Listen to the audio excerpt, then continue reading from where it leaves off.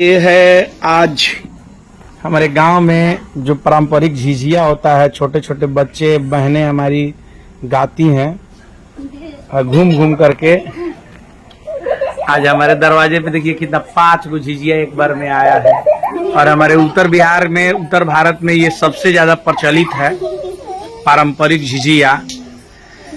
तो हम इन लोगों से आग्रह करेंगे कि बढ़िया एक ठो पारंपरिक झिझिया आप लोग गाइए। गाइए तो गावा लोग, कौनो गावो लोग ना, सरोतर गावो लोग।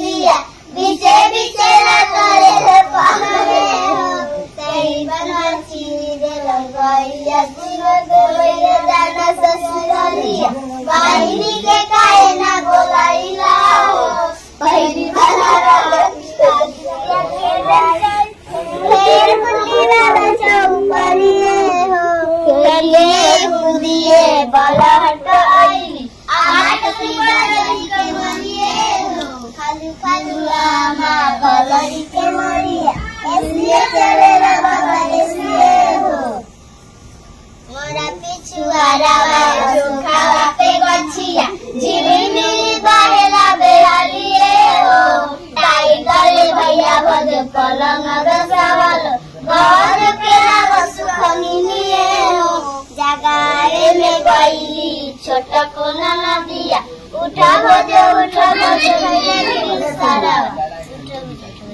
बस इतना ही जाना तारा लोग